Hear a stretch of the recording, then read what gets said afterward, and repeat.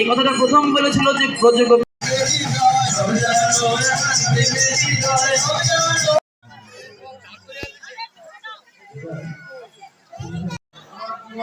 ঠাকুরের 138 জন্মজয়ন্তী উৎসব উপলক্ষে চরমাঝে অনুষ্ঠান হচ্ছে ঠাকুরের জন্য। আমরা ভিডিওর মাধ্যমে দেখেন ভিডিওটি। এই কথাটা প্রথম বলেছিল যে ব্রজগোপীরা। খুব একটা ইন্টারেস্টিং জিনিস, অভিনব জিনিস ঠাকুরদার পূর্ণভূতিতে বলছে। রাসলীলা হচ্ছে, যদিও রাসের কথা এখন বলা উচিত নয়। রাসলীলা হচ্ছে বৃন্দাবনে।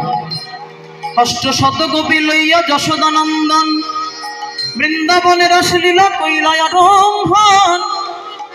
কোন গোপী নাচে গায়, কেহ ধরে তাল, মধ্যে মধ্যে নৃত্য করে নাটুয়া গোপাল।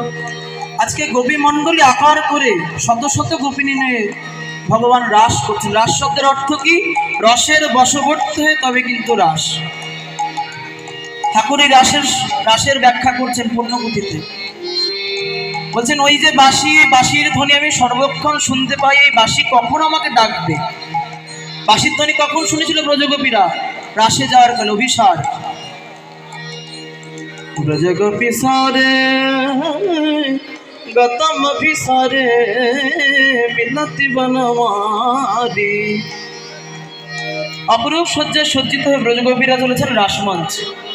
রাসমণ্ডলী আকার করে ভগবান নৃত্য করছেন। নৃত্য করতে করতে ওই যে এক এক গোপী এক এক কৃষ্ণ নৃত্য করছে। আর নৃত্য করতে করতে গোপীরা ভাবছে কৃষ্ণ বুঝি আমার একার সম্পদ। সমুদ্রের ধারে গিয়ে কেউ যদি ভাবে যে সমুদ্র শুধু আমার একার, তাহলে সে তার থেকে বড় মূর্খ কেউ নেই। কারণ গোপীরা ভাবছে যে কৃষ্ণ বুঝি শুধু আমার একার।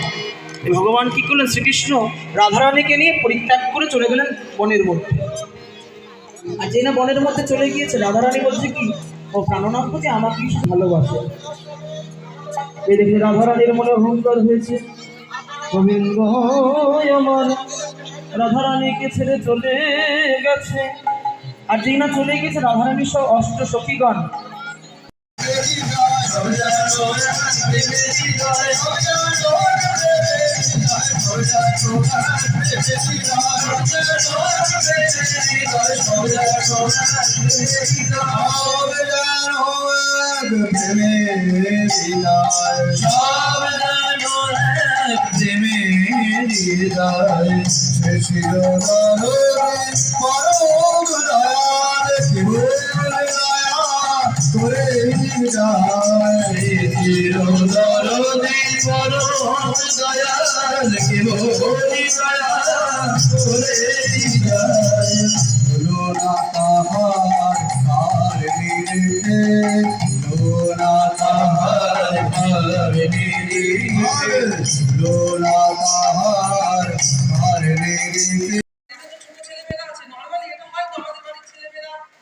বাড়িতে গুরুজনদের জুতো পরে, আমরাও পরে, আমি আমার বাবার জুতো পরে ঘুরে বেড়াচ্ছি, মায়ের কাছে পরে এলাম, হয় না এরকম?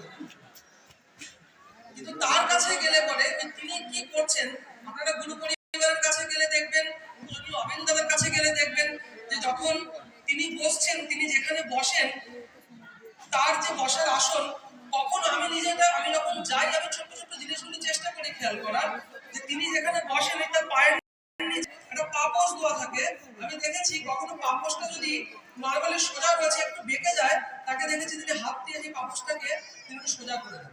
আমি দেখেছি তার যে জলের বোতল, তিনি যে বোতলে জল খান, সেই বোতলটা, আমরা নরমালি জল খাচ্ছি, বোতলের ঢাকনা লাগাচ্ছি না, বোতলটা আলাদা করে রেখে দিচ্ছি। সেটা বেকার হইলো, তার থেকে জল পড়লো, কোনো কিছু আমাদের যাচ্ছে আসছে না। আমি তাকে দেখেছি ওই বোতলটা যখন তিনি রাখছেন, ওই বোতলটাকে ঘুরিয়ে সোজা করে বোতলের লেখাটা যেদিকে থাকে সুন্দর করে রাখছেন। শ্রী শ্রী ঠাকুর কুচনের 138 জন্ম শতবর্ষ উপলক্ষে আনন্দবাজার উৎসব হচ্ছে। দেখুন ভক্তগণ এবং সমস্ত লোকজন আনন্দবাজার প্রসাদ পাচ্ছে কি সুন্দরভাবে বসে শান্তিভাবে। আপনারা দেখতেই পাচ্ছেন ভিডিওর মাধ্যমে। দেখুন কত সুন্দরভাবে লোকেরা বসে ঠাকুরের প্রসাদ গ্রহণ করছেন।